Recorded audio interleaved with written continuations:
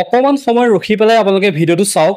আপোনালোকে সামাজিক মাধ্যমতে হওক, বিভিন্ন মিডিয়া হওক বা বিভিন্ন মাধ্যমত আপোনালোকে জুবিন গাৰ্গৰ মৃত্যুৰ প্ৰকৃত ৰহস্য, আচলতে জুবিন গাৰ্গৰ কেনেধৰণে মৃত্যু হ'ল সেই বিষয়টো আপোনালোকে বহুতে, কিছুমানে কিবা এটা কৈছে, কিছুমানে কিবা এটা কৈছে, আধৰুৱাকৈ সকলোৱে কথাবিলাক কৈ আছে। আপোনালোকে অকণমান সময় ৰখি পেলাই ভিডিঅ'টো চাওক, তেতিয়া গোটেইখিনি কথা মই আপোনালোকৰ বাবে বিস্তৃতভাৱে লৈ আহিছোঁ। মই ধুনীয়াকৈ এটা PPT আকাৰত কেনেধৰণে কাহিনীখিনি কি হৈছিলে সেই গোটেইখিনি আপোনালোকক জনাবৰ কাৰণে চেষ্টা কৰিছোঁ। তাৰ কাৰণে আপোনালোকৰ পৰা অকণমান সময়ৰ প্ৰয়োজন। এইটো অতি স্পষ্ট যে জুবিন গাৰ্গৰ মৃত্যু ডেথ বাই নেগলিজেন্স, অৰ্থাৎ চূড়ান্ত গাফিলতি, চূড়ান্ত অৱহেলা, চূড়ান্ত অৱজ্ঞা, চূড়ান্ত অসাৱধানতা, চূড়ান্ত অসতৰ্কতা, চূড়ান্ত অমনোযোগিতাৰ বাবে সংঘটিত হ'ল। ই এক আনপাৰ্ডনেবল, আনফৰগিভেবল, অক্ষমনীয় অপৰাধ।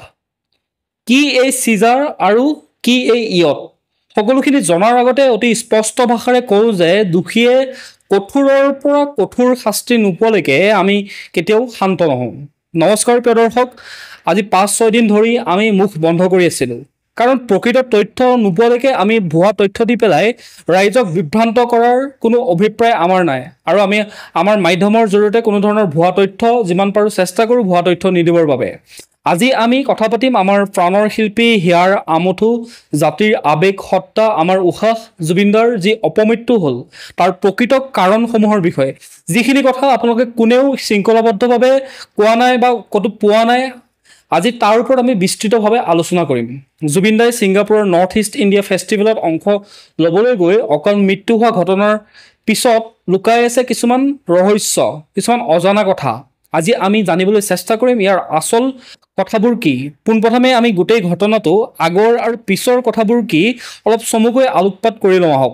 তেন্তে কথাখিনি আমি আৰম্ভ কৰিছোঁ। ঘটনা 1, 2025 চনৰ 19-ৰ পৰা 21 ছেপ্টেম্বৰত ছিংগাপুৰৰ চানটেক কনভাৰ্চেশ্যন এণ্ড এক্সিবিশ্যন চেণ্টাৰত অনুষ্ঠিত হ'বলৈ গৈ আছিল নৰ্থ ইষ্ট ইণ্ডিয়া ফেষ্টিভেলৰ 4ৰ্থ সংস্কৰণ।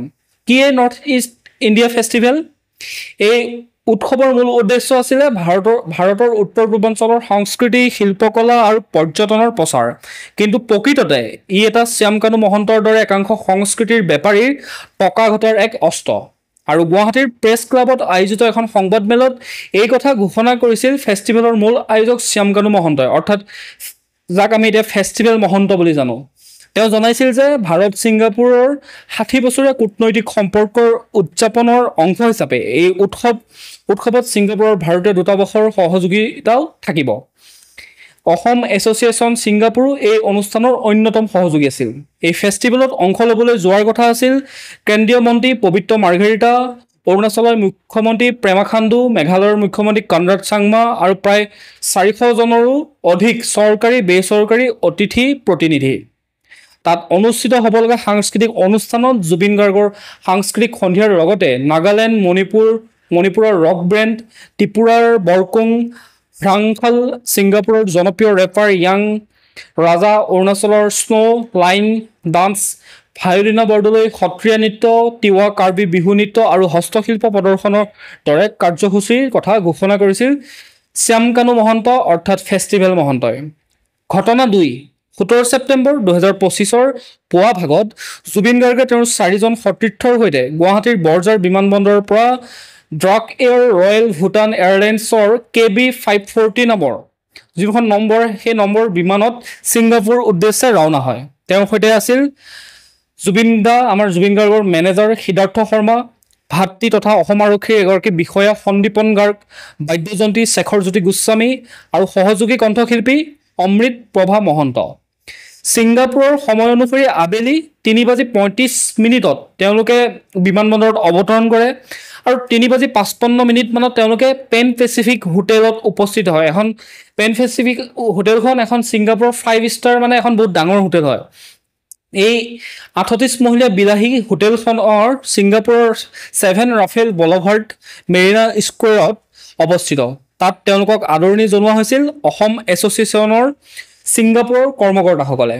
ঘটনা নম্বৰ 3, 18 ছেপ্টেম্বৰ শুকুৰবাৰৰ আগৰ ৰাতি ছিংগাপুৰত এটা সংগীত আৰু বিলাতী সুৰাৰ পাৰ্টিৰ আয়োজন কৰা হৈছিল, য'ত আছিলে প্ৰৱাসী ভাৰতীয় যিসকল প্ৰবাসী অসমীয়া তন্ময় ফুকনৰ উদ্যোগত এই পাৰ্টিত জুবিন গাৰ্গৰ সৈতে বহু চিনাকি মানুহ ইয়াত উপস্থিত আছিল ৰাতিৰ এই পাৰ্টিৰ বহু সময়লৈকে চলিছিল বহু ৰাতিলৈকে এই পাৰ্টি চলি আছিল আৰু তাতেই পৰিকল্পনা হৈছিল পিছদিনাখন জুবিন গাৰ্গৰ সৈতে এটা দল সেন্ট জনছ আইলেণ্ডলৈ যাব এখন ইয়টত তেওঁলোকে সেই আইলেণ্ডলৈ যাব কিন্তু সূত্ৰৰ মতে জানিব পৰা মতে জুবিন দাই সেই ৰাতি পাৰ্টি শেষ কৰাৰ পাছত নৈশ আহাৰ তেওঁ গ্ৰহণ কৰা নাছিলে অৰ্থাৎ ৰাতি তেওঁ যিটো ডিনাৰ কৰিব লাগে সেই ডিনাৰ কৰা নাছিলে ভাত খোৱা নাছিলে বা তাত যি পায় আৰু বিশ্ৰামো তেওঁ লোৱা নাছিলে আৰু 19 ছেপ্টেম্বৰ দিনাখন পিছদিনাখন 19 ছেপ্টেম্বৰ দিনৰ 12 বজাত জুবিন গাৰ্গৰ সৈতে 12জন প্ৰবাসী অসমীয়াৰ এটা দল সেন্ট জনছ আইলেণ্ডৰ উদ্দেশ্যে ইয়টত ৰাওনা হয়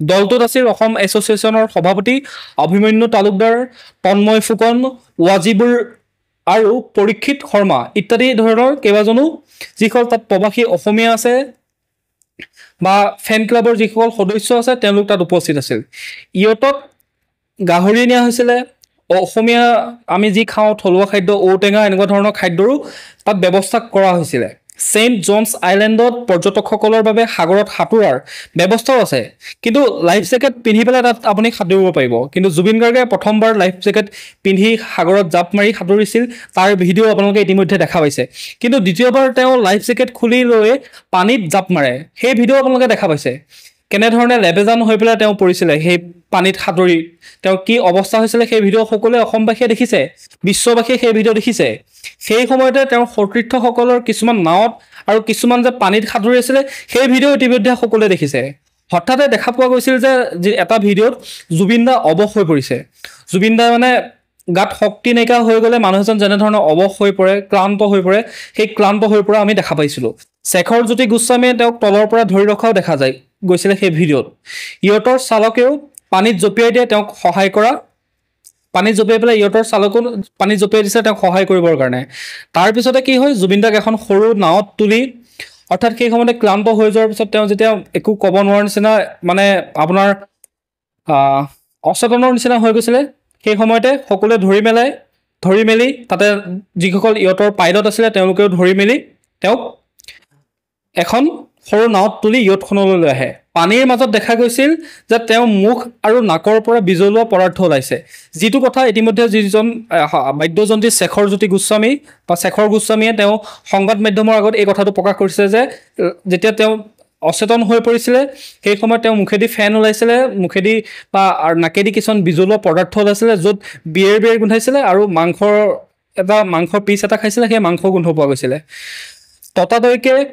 ততাতৈয়াকে তেওঁক কি দিয়া হয় CPR দিয়া হয় আৰু উপকূলৰক্ষী বাহিনীক খবৰ দিয়া হয় লগত ঘটনা নম্বৰ 4 জুবিনক জাহাজঘাটলৈ লৈ যোৱা হয় য'ত প্ৰাথমিক চিকিৎসাৰ ব্যৱস্থা কৰা হৈছিল শ্যামকানু মহন্তক খবৰ দিয়া হয় আৰু তেওঁ সেই সময়ত ফেষ্টিভেলৰ এখন আলোচনা চক্ৰত উপস্থিত আছিল বুলি তেওঁ কোৱা দেখা গৈছিল তাৰপিছত জুবিনক ছিংগাপুৰ জেনেৰেল হস্পিটেললৈ এম্বুলেন্সত লৈ যোৱা হয় সেই এম্বুলেন্সখনত আছিল তেওঁৰ মেনেজাৰ সিদ্ধাৰ্থ শৰ্মা তেওঁৰ সৈতে যায় অৰ্থাৎ তেওঁ পিছে যায় মৃগাংক হাজৰিকা আৰু সঞ্জীৱ নাৰায়ণ গৈছিল হস্পিটেললৈকে কিন্তু দুৰ্ভাগ্যবশতঃ ইয়টত উঠোৱাৰ সময়তে জুবিন গাৰ্গৰ ইতিমধ্যে মৃত্যু হৈছে হাস্পতালত চিকিৎসকসকলে সকলো প্ৰচেষ্টা কৰিও তেওঁক বচাব পৰা নাছিলে ঘটনা নম্বৰ 5 ছিংগাপুৰ আৰক্ষীয়ে ইয়টত থকা বাকীসকলক আটক কৰি তদন্ত আৰম্ভ কৰে তেওঁলোকে জুবিনে সুৰা সেৱন বা ড্ৰাগছ ব্যৱহাৰ ইত্যাদি কৰিছিল নেকি বুলি সেই যিসকল লোক আছিলে তেওঁলোকক সোধা পোছা কৰে তাৰপিছতে জুবিনৰ হোটেলৰ কোঠাটো তালাচী চলোৱা হয়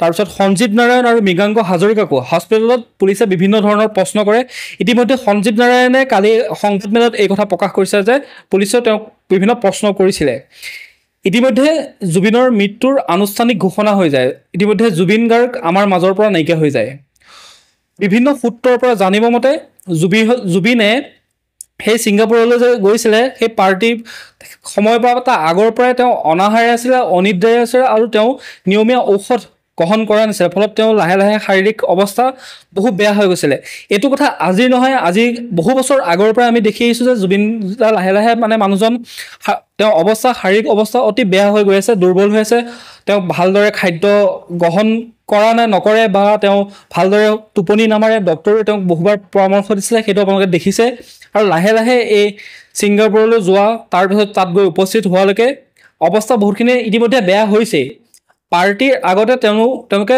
বমি হোৱাৰ কথাও উল্লেখ কৰিছিল যে জুবিন গাৰ্গে বমি কৰিছিল, যিটো কথা কোনেও গুৰুত্ব দিয়া নাছিল। এতিয়া আমি এই কথাখিনি আপোনালোকক ইয়াৰ ডিজিটেল স্ক্ৰীনৰ মাধ্যমেৰে অলপ চমুকে মূল সাৰাংশটো দিবৰ কাৰণে চেষ্টা কৰিম। এতিয়া আপোনালোকে ইয়াত চাওক, বস্তুখিনি মই গোটেইখিনি আপোনালোকক ডিটেইলছত দেখাই দিম। এইখন হৈছে ছিংগাপুৰ আৰু এইখন হৈছে আমাৰ ভাৰতবৰ্ষ। ইয়াৰ পৰা জুবিন গাৰ্গৰ সৈতে 4জন ব্যক্তি গৈছিলে নৰ্থ ইষ্ট ইণ্ডিয়া ফেষ্টিভেলত অংশগ্ৰহণ কৰিবৰ কাৰণে আৰু তাত গৈছিলে। তাত গৈ পেলাই এইখন যিখন হোটেলৰ কথা কৈছে, পেন পেচিফিক বুলি কৈছে, সেই হোটেলখন দেখিছে? ক্ষমা কৰিব, এখন হোটেল নহয়, এইখন যিখন আপোনাৰ নৰ্থ ইষ্ট ইণ্ডিয়া ফেষ্টিভেল যিটো হ'বলৈ গৈ আছিলে, সেই নৰ্থ ইষ্ট ইণ্ডিয়া ফেষ্টিভেল এই ঠাইখিনিত হ'লহেঁতেন। যিটো মই কনভাৰ্চেশ্যন এণ্ড এক্সিবিশ্যন চেণ্টাৰ বুলি কৈছিলোঁ, সেই চেণ্টাৰটোত এই যিটো ফেষ্টিভেল হ'বলৈ গৈ আছিলে, ইয়াত হ'বলৈ গৈ আছিলে। তাৰপিছতে তেওঁলোকৰ লগত কোন কোন ব্যক্তি গৈছিলে? ইতিমধ্যে সেই ফেষ্টিভেলত অংশগ্ৰহণ কৰিবৰ কাৰণে চৰকাৰৰ বিভিন্ন বিষয়ববীয়া মন্ত্ৰী আমোলকে ধৰি ব্যক্তি যোৱাৰ কথা আছিলে। তেওঁলোক গ'লে বা এইকেইজন ব্যক্তি নগ'লে, কিন্তু যোনকেইজন ব্যক্তি তেওঁৰ লগত গৈছিলে, প্ৰথমজন হৈছে জুবিন গাৰ্গ। জুবিন গাৰ্গৰ লগত কোন কোন গৈছিলে?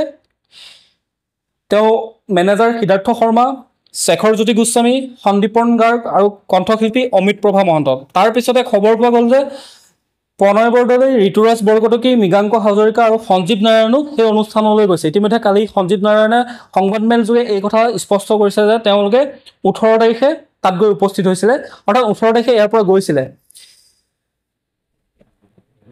17 ছেপ্টেম্বৰ 2025 3:35 বজাত 3:35 এইখন ফ্লাইটতে গৈছিলে। এখন যোনখন ভূটান এয়াৰলাইন্স হয়, সেই ৰয়েল ভূটান এয়াৰলাইন্সত গৈছিলে জুবিন গাৰ্গৰ সহ তেওঁ সেই 4জন ব্যক্তি।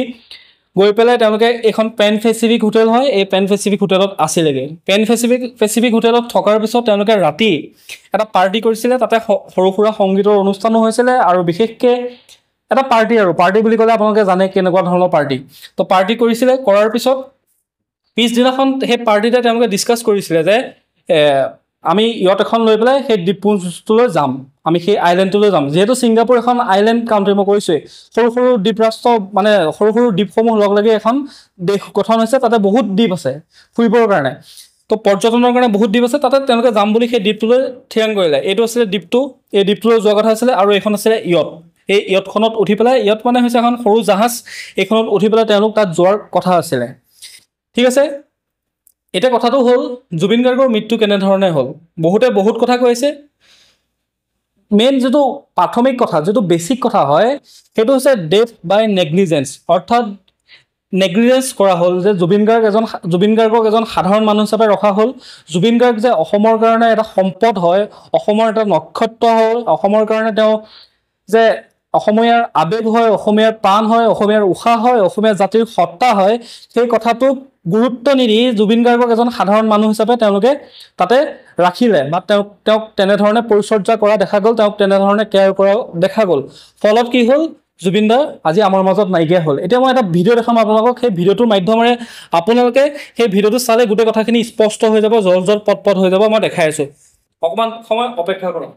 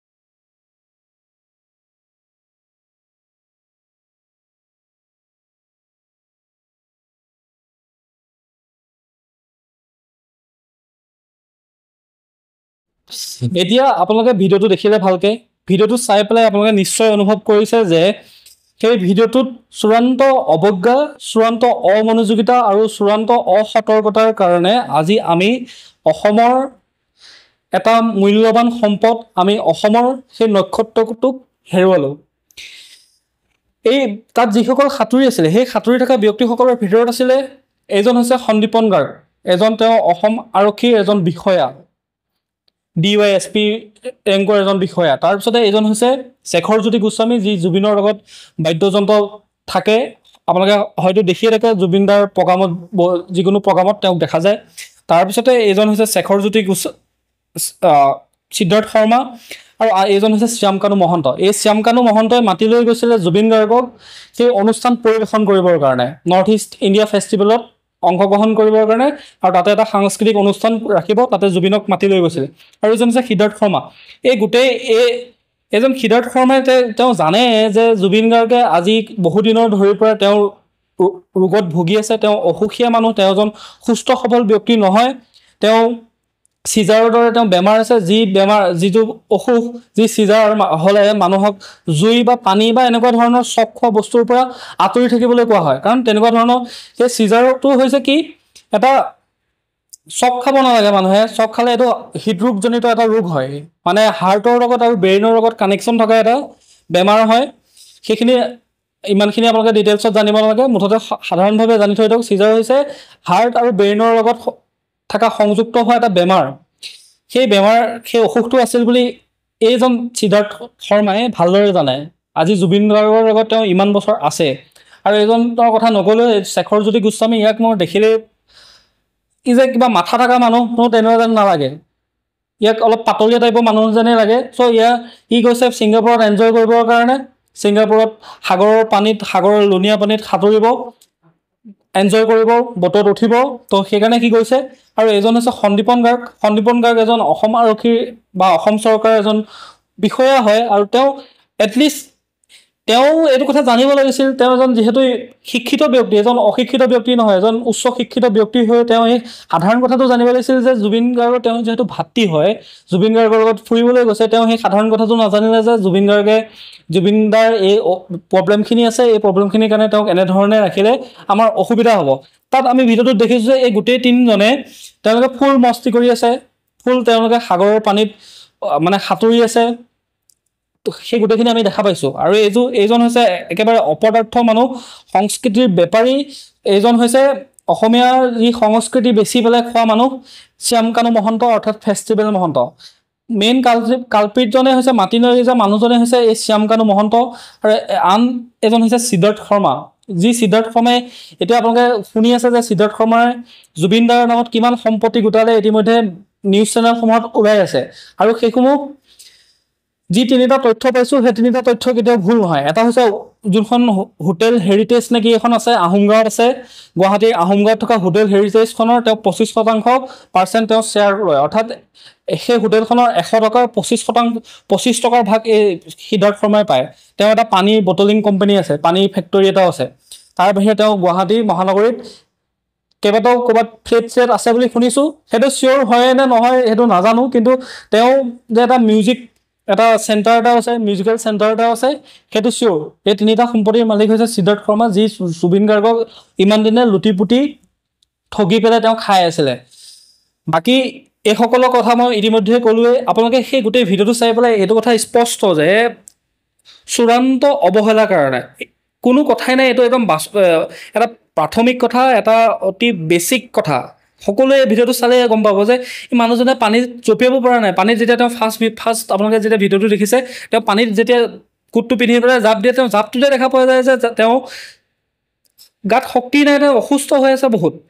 আৰু এজন মানুহে যেতিয়া ৰাতি নুশুই পেলাই, তেওঁ ৰাতি যেতিয়া, আমি সকলোৱে জানো জুবিনদাই অলপমান সুৰাপান কৰে, আৰু তেওঁ ৰাতি উজাগৰে থাকে বা ৰাতিহে তেওঁ কাম কৰে, দিনৰ ভাগত তেওঁ শুৱে। আৰু জুবিনক সেই ৰাতি জুবিনদাই কাম কৰে, আৰু দিনৰ ভাগত তেওঁক 10 পৰা 12 ঘণ্টা শুবলৈ দিব লাগে। সেই তাকে নকৰি পেলাই ৰাতিটো তেওঁক পাৰ্টি কৰাই পেলাই তেওঁক শুবলৈ নিদি পেলাই লৈ গ'ল ইয়তত লৈ গৈ পেলাই সেই এটা অনাকাংক্ষিত আৰু আটাইতকৈ মানে কি ক'ম, এতিয়ালৈকে শুনাৰ ভিতৰত আটাইতকৈ বেয়া খবৰটো অসমীয়া সমাজৰ বাবে অসমবাসীৰ বাবে আটাইতকৈ বেয়া খবৰটো আমি পাবলগীয়া হ'ল এই সকলৰ কিছুমান অসাৱধানতাৰ বাবে। তাৰো উপৰি ইয়াত যিসকল দুখ আছে, দুখ থকাসকল ইহঁতত যিসকল গৈছিলে, যিসকলে জুবিনৰ অনুৰাগী বুলি কয়, এইসকল হৈছে প্ৰৱাসী অসমীয়া। এওঁলোকে অসমীয়া সংস্কৃতিৰ কাৰণে, অসমীয়া জাতিৰ কাৰণে কি কৰিছে নাজানো, কিন্তু তেওঁলোকে বাৰু ফৰেষ্ট ৰিজাৰ্ভটোত তেওঁলোকে সহায় কৰি আছে। ভাৰতৰ আমাৰ দেশৰ যিটো ফৰেষ্ট ৰিজাৰ্ভ হয় তাত তেওঁলোকে ডলাৰ দি পেলাই তেওঁলোকে ফৰেষ্ট ৰিজাৰ্ভটো উন্নতি কৰিছে বুলি জানো, কিন্তু অসমীয়া সংস্কৃতিৰ কাৰণে তেওঁলোকে কি কৰিছে নাজানো। কিন্তু তেওঁলোকক দেখিলে গম পোৱা যায় এইসকল হৈছে নেশ্যনেল ইণ্টাৰনেশ্যনেল কোম্পানীত চাকৰি কৰা ভাল ভাল ব্যক্তি, বহুত টকা আছে, ইহঁতে ধুনীয়াকৈ টকা পইচা আছে, ধুনীয়াকৈ ফুৰাৰ পাৰ্টি কৰিছে, মস্তি কৰি আছে, এনজয় লৈ আছে, মানে ফূৰ্তি তামাচা কৰি আছে।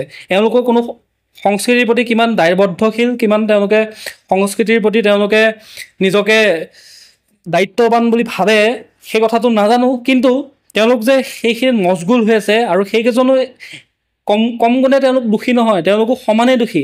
কাৰণ তেওঁলোকে ফূৰ্তি কৰি থকা দেখা গৈছে, তেওঁলোকৰ কোনো এজনে এনেকুৱা ধৰণৰ নাই যে এই নালাগে ৰখাই দিয়ক, তেখেতৰ হেৰি হৈছে অসুস্থ মানুহজন, তেখেতক সাঁতুৰিব দিব নালাগে। বাৰু ফাৰ্ষ্ট টাইমত তেওঁ সাঁতুৰি গ'ল, ছেকেণ্ড টাইমৰ যিকেইটা ভিডিঅ' দেখিছে, ভিডিঅ'কেইটা দেখিলেই গম পায় যে মানুহজন লেবেজান হৈ গৈছে আৰু সেইখিনি শেষ সময় হৈ আছে। ইহঁতত তেওঁ যেতিয়ালৈকে মুখৰ ফেন ওলাই গৈছে সেইখিনি সময়লৈ জুবিন দা হৈ থকা নাই। জুবিন গাৰ্গ অসমীয়াৰ প্ৰাণৰ শিল্পী, জুবিন গাৰ্গ হৈ থকা নাই। তাৰ আগতে যেতিয়া সেই ভিডিঅ'কেইটাত দেখা গৈছে যে জুবিন গাৰ্গ অৱশ হৈ পেলাই ক্লান্ত হৈ পৰিছে, মানে কি কৰিব কি নকৰিব, তাৰপিছতো তেওঁক উচতাই আছে। আমাৰ অসমতো তেনেকুৱা কিছুমান অনুৰাগী আছে, কিছুমান অসভ্য অনুৰাগী আছে। সেই অসভ্য অনুৰাগীবিলাকে জুবিন গাৰ্গৰ নামত অনুৰাগী বুলি কয়, কিন্তু তেওঁলোকে সেই তেনেকুৱা ধৰণৰ যিটো উচতনি, মানুহৰ মদ ভাং খাই লৈ পেলাই উচতনি দিব। জুবিন দাই যেতিয়া ষ্টেজত কিবা এটা কৰিব, জুবিন দা মজা মজা মজা আমুক তমুক এনেকুৱা ধৰণৰ উচতনি দি পেলাই ধ্বংস কৰা সেই চামো কম নহয়, সেই চামো একেই ধুৰন্ধৰেই তেওঁলোকক। কাৰণ মই ৰিচেণ্টলি যেতিয়া দেখিছোঁ ইয়াতে যেতিয়া আমি জুবিন দাক অনা হৈছিলে, ইয়াত আমি জুবিন দাৰ ঘৰত দুদিন ধৰি জুবিন দাৰ ঘৰত আছোঁ, তাৰপিছতে আমি সৰু সজাইত আছিলোঁ। ইয়াত দেখিছিলোঁ কিছুমানে ইহঁতে দিনত নাহে, ইহঁতে আহে সন্ধিয়া 9টা-10টা বজাৰ পিছত আহে, মদ খাই মাতাল হৈ আহি পেলাই তেওঁলোকে কাজিয়া কৰে। জুবিন গাৰ্গক শৰীৰটো যিহেতু দিল্লীৰ পৰা অনাই নাই, ইয়াতে বহুতে হুলস্থুল কৰি আছে, বহুত ভাল মানুহ আহিছে, সকলোৱে গান গাইছে, মায়াবিনী গাইছে, জুবিন দাৰ ইটোৰ পিছত সিটো যিসমূহ শ্ৰেষ্ঠ গীত আছিলে সিটো গাই গৈছে, নাম গাইছে, বহুতে ঘোষা গাইছে, তেনেধৰণে বহুতে বহি আছে। কিছুমান ইয়াতে অহা দেখা গৈছে যে মই নিজ চকুৰে দেখিছোঁ, আহি পেলাই ইয়াতে চূড়ান্ত অসভ্যালি কৰিছে, মানে কোনো ইছ্যু নাই। কেইটামান গৈ পেলাই গেটৰ যিখন গেট আছে তেওঁলোকৰ যিটো ফ্লেটৰ যিখন গেট, সেই গেটৰ ওপৰত গৈ উঠিছেগৈ। তাৰপিছতে দুজনমান পুলিচ বিষয়াৰ লগত তৰ্কাতৰ্কি কৰিছে, এজনটো SSP পৰ্যায়ৰ বিষয়াক কোনোবাই মাৰিয়ে পঠালে। এনেকুৱা ধৰণৰ উৎপাত হোৱা দেখিছোঁ, মই নিজ চকুৰে দেখিছোঁ। সেই সকলো চূড়ান্ত অসভ্য হয়। তাৰ লগতে এই যিসকলে উচতনি দি আছিলে, এই উচতনি মেইন কালপ্ৰিট হৈছে, চাওক, মানুহ এজনক চুৰি এখন ভৰাই মাৰিব নালাগে। মানুহ এজনক যেতিয়া মানে উচতাই মানুহে যেতিয়া মৃত্যু মুখলৈকে ঠেলি দিব পাৰে, সেইটোৰ নিচিনা চূড়ান্ত অপৰাধ নাই। মানুহ এজনক চুৰি এখন ভৰাই মাৰি দিয়াটো যিমান অপৰাধ হয়, তাতছে বেছি মানুহ এজনক উচতাই যেতিয়া মৃত্যু মুখলৈ ঠেলি দিয়ে, আৰু সেইটোৱে কৰা হ'ল। তেওঁলোকে এই গোটেই ব্যক্তিকেইজনে, মই সিদ্ধাৰ্থ শৰ্মাই ভালদৰে জানে জুবিন গাৰ্গৰ লগত আজি 2014 চনৰ পৰা সিদ্ধাৰ্থ শৰ্মা আছে। তাৰপিছতে এইজন তেওঁৰ ভায়েক সন্দীপন গাৰ্গ, তেওঁ যিহেতু এজন উচ্চ শিক্ষিত ব্যক্তি, আৰু তাতে যিসকল গৈ আছিলে সেই সকলো উচ্চ শিক্ষিত ব্যক্তি, তেওঁলোকে সেই কথাখিনি জনাৰ পিছতো তেওঁলোকে কি কৰিছে, জুবিনক উচতাই আছে, জুবিনক মানে কি বুলি কয়, মৃত্যু মুখলৈ ঠেলি দি আছে। এই সকলো সমানেই অপৰাধী, কিয়নো তেওঁলোকে জুবিন দাৰ সেই যে ভিডিঅ'টো মই কৈছোঁ, ভিডিঅ'টোত আপোনালোকে নিশ্চয় দেখিছে যে মানুহজন অৱক্লান্ত হৈ গৈছে। মই সেই ভিডিঅ'টো চাই তেতিয়াই অনুভৱ কৰিছোঁ যে মানুহজনৰ কিবা এটা হ'ব। সেই ভিডিঅ'টো চাই প্ৰতিজন মানুহে অনুভৱ কৰিব পাৰে যে মানুহ এজনে যেতিয়া ৰাতিটো নুশুব, ৰাতিটো যেতিয়া সুৰাপান কৰিব, টোপনি ক্ষতি হ'ব, তাৰপিছত পানীত সাঁতোৰাটো সহজ কথা নেকি? আপুনি নৰ্মেলি এতিয়া সাঁতুৰি চাওকচোন, মাত্ৰ 5 মিনিট সাঁতুৰি চাওক। মই এতিয়াই আপোনালোকক চেলেঞ্জ দিব পাৰোঁ, আপুনি 5 মিনিট পুখুৰী এটাত বা ক'ৰবাত সৰু এটা হেৰিত পানীৰ লগত খেলি চাওকচোন, আপোনাৰ কি অৱস্থা হয়। ইমানেই ভাগৰ লাগে, নিজেও যিহেতু পানীত নামিছোঁ বা পানীত সাঁতোৰো, তো গম পাওঁ যে বহুত ভাগৰ লাগে। সাঁতোৰাৰ নিচিনা মানে ভাগৰ লগা এটা ব্যায়ামেই নাই, ইমানেই ভাগৰ লাগে। আৰু তেনেস্থলত তেনেকুৱা এটাত যেতিয়া নমাই দিয়া হ'ব আৰু সাগৰৰ পানীত তেওঁ মুখেদি ফেন ওলাই আহিছে বা তেওঁ নাকেদি মুখেদি যিবোৰ বিজলীয় পদাৰ্থ ওলাইছে, হয়তো তেওঁ সাগৰ পানী যিহেতু লুণীয়া, তাত 30 ppt বা 35 ppt ওপৰত লুণ থাকে, মানে নিমখ থাকে। এইটো এটা 30 ppt এটা অনুমান হয় বৈজ্ঞানিক। তাৰ ওপৰত যিহেতু নিমখ থাকে, সেই নিমখ হয়তো তেওঁ পানী খাইছে চাগে, খাই পেলাই যিহেতু শৰীৰত বেয়া বস্তু এটা গ'লে সি অট'মেটিক বমি হৈ যাব। তো তেনেকুৱা ধৰণৰ হৈ পেলাইও পানী খাই পেলাইও তেনেকুৱা ধৰণৰ কিবা হ'ব পাৰে, তাতো নোহোৱাৰ কোনো অৱকাশ নাই। কিন্তু কথাটো হ'ল কি, এতিয়া এই গোটেইকেইজন ব্যক্তি এজনো সাৰি যাব নালাগে। আমাৰ এটাই কথা, কাৰণ এইসকল ব্যক্তিয়ে আমাৰ সেই সম্পদটোক আমাৰ সেই মূল্যৱান অমূল্য যিটো সম্পদ, আমাৰ যি নক্ষত্ৰ, আমাৰ অসমীয়া জাতিৰ আৱেগ জুবিন দা বুলি ক'লে, আজি আপোনালোকে নিশ্চয় দেখিছে জুবিন দাৰ মৃত্যু হোৱাৰ পৰা কেনেধৰণৰ এটা অসমত পৰিৱেশ সৃষ্টি, চাৰিওফালে বন্ধ হৈ আজি কিমান দিন হৈ গ'ল, মানুহে ভালদৰে কাম কৰিব পৰা নাই। প্ৰতিজন অসমীয়াই কান্দিছে। সকলোৱে এনেকুৱা লাগিছে যেন মোৰ নিজৰ সন্তান এটাক হেৰুৱালোঁ, মোৰ নিজৰ ভাই এটাক হেৰুৱালোঁ, মোৰ নিজৰ ককা এটাক হেৰুৱালোঁ, মোৰ নিজৰ মানে কি বুলি কয়, সকলোৱে যেন নিজৰ কোনোবা এজন হেৰাই গৈছে। আৰু জুবিন দা তেনেকৈ আছিলে প্ৰতিজন অসমীয়াৰ কাৰণে, প্ৰতিজন অসমীয়াৰ আৱেগ আছিল। আৰু তেনেকুৱা এটা সম্পদ যেতিয়া ইয়াৰ পৰা বাহিৰলৈ নিয়া যায়, বাহিৰলৈ নিয়াৰ পিছত সেইখিনি দায়িত্ব এইসকল ব্যক্তিৰ হ'ব লাগিছিলে। তেওঁলোকে সেই দায়িত্বখিনি নল'লে। তেওঁলোকে জুবিনক এটা সাধাৰণ মানুহ হিচাপে, সাধাৰণ ব্যক্তি হিচাপে গণ্য কৰাৰ ফলত এই যে ঘটনাটো ঘটিছে, এইটো 100% চিয়'ৰ, এইটোত কোনো নুই কৰিব নোৱাৰে। এতিয়া SIT গঠন কৰিছে, মুখ্যমন্ত্ৰী মহোদয়ে তদন্ত প্ৰক্ৰিয়া আৰম্ভ কৰিছে। SITয়ে যদি ভালদৰে তদন্ত দিব নোৱাৰে, তেতিয়াহ'লে CBIলৈ দিব। য'তে যি তদন্ত নাহক, কিন্তু প্ৰাথমিক কথাটো হ'ল কি, এইটো সকলোৱে স্পষ্ট, জল পটপটকৈ আকাশৰ সূৰ্যটোৰ দৰে স্পষ্ট যে অৱহেলাৰ ফলত, চূড়ান্ত গাফিলতি, চূড়ান্ত অকৰ্মণ্যতা, চূড়ান্ত মনোযোগিতাৰ কাৰণে ব্যক্তিজনক হেৰুৱাব লগা হ'ল। আৰু তাৰ কাৰণে প্ৰতিজন দোষীয়ে শাস্তি পাব লাগিব। আৰু শাস্তি নোপোৱালৈকে আমি ইয়াৰ প্ৰতিবাদ কৰি যাম, আৰু আমি তেতিয়ালৈকে শান্ত হৈ নাথাকোঁ। ইহঁতে শাস্তি পাবই লাগিব। আৰু এই যিটো সিদ্ধাৰ্থ শৰ্মা, ইয়াক মোৰ আগৰ পৰা দেখিলে লাগে, কোনোদিন পাৰ্চনেলি তেওঁক মই চিনিও নাপাওঁ, কোনোদিন লগো পোৱা নাই, কিন্তু ইয়াক মোৰ দেখিলে লাগে, মই মানুহ চালে মানে অকণমান মোৰ চাইক'লজিকেল কিবা এটা আছে নেকি নাজানো, যে মানুহজন কেনেকুৱা ধৰণৰ হ'ব, অলপমান মোৰ মানে আইডিয়া এটা আহি যায়। তো ইয়াক মোৰ দেখিলে লাগে ই এটা অসভ্য যেন, ই চূড়ান্ত অসভ্য। ই মানে কি, অলপমান মানে এটিটিউড মাষ্টাৰ যেন লাগে। ই মানে মোচন দি থাকিব বিচাৰে। সিহে যেন জুবিনক চলাই আছে, জুবিনক সিহে খুৱাই আছিলে যেন, এনেকুৱা ধৰণৰ এটা সি এটিটিউড দেখাই থাকে। আৰু সেইটো কথা ইতিমধ্যে যিসকলে জুবিন গাৰ্গৰ লগত, যিসকল সহশিল্পী আছে, তেওঁলোকে ইতিমধ্যে এতিয়া প্ৰকাশ কৰিছে। সেইটো বস্তু মই আজিৰ পৰা বহুত দিনৰ আগতে অনুভৱ কৰিছিলোঁ, আৰু লগৰ লগত মই শ্বেয়াৰো কৰিছিলোঁ। তো কথাটো হ'ল, সকলো কথা বাদ বাকী এতিয়া শুনাৰ মতে যোনজন সিদ্ধাৰ্থ শৰ্মা, শ্যামকানু মহন্ত গুৱাহাটী এয়াৰপৰ্টত তেওঁলোক আছেহি বুলি শুনা গৈছে, গুৱাহাটীত আহি উপস্থিত হৈছেহি বুলি শুনা গৈছে। কিন্তু কিমান চিয়'ৰ সেইটো আমি নিশ্চিত হ'ব পৰা নাই, কিমান সত্য সেইটো কথা আমি নিশ্চিত হ'ব পৰা নাই। সেইকাৰণে আপোনালোকক সত্য হ'লে এতিয়া ক'লোহেঁতেন, কিন্তু এতিয়ালৈকে পাই আছোঁ। কিন্তু কিছুমান অসমৰ সংবাদ মাধ্যম আছে যিসমূহৰ তথ্য বিশ্বাস কৰিব নোৱাৰি। কাৰণ তেওঁলোকে প্ৰথম যেতিয়া জুবিনদাৰ খবৰটো আহিছিলে, কিছুমানে কৈছিলে স্কুবা ডাইভিং কৰি মৃত্যু হ'ল, কিছুমানে কৈছিলে কিবা হ'ল, কিছুমানে কৈছে কিবা কিবি, মানে অনেকটা ভুৱা বাতৰি। সত্য বাতৰিটো তেওঁলোকে আনিবৰ কাৰণে, ব্ৰেকিং নিউজটো দিবৰ কাৰণে, TRP পাবৰ কাৰণে কিছুমান মানে যি শুনে তাকে আনি পেলাই উপস্থাপন কৰি দিয়ে, বা ফেচবুকত কোনোবাই লিখি দিলে যে তাৰ পৰা ডাটা এটা আনি পেলাই, কিন্তু নিজে এনালাইচিছ নকৰে। যিহেতু এটা সংবাদ মাধ্যম বা এজন ব্যক্তি সত্য ঘটনাটো হয় নে নহয় তাক এনালাইচিছ কৰিব লাগে, সেইটো তেওঁৰ নৈতিক দায়িত্ব। সেইখিনি নকৰাকৈ তেনেকৈ ডাটা দিয়ে। তো এইটো কথাও কিমান সত্য আমি নাজানো, কিন্তু আমাক এইটোৱে কথা, শেষ কথা, যে আমাক ইয়াৰ উচিত ন্যায় লাগে। আৰু এই ন্যায় বিচাৰ পানী নসৰাকৈ আমাক লাগিব, যাতে ইয়াৰ পৰা কোনো এজনো সাৰি যাব নোৱাৰে, আৰু সাৰি যাবলৈ নিদিওঁ। সেইটোৱে আমাৰ প্ৰতিশ্ৰুতি। ধন্যবাদ।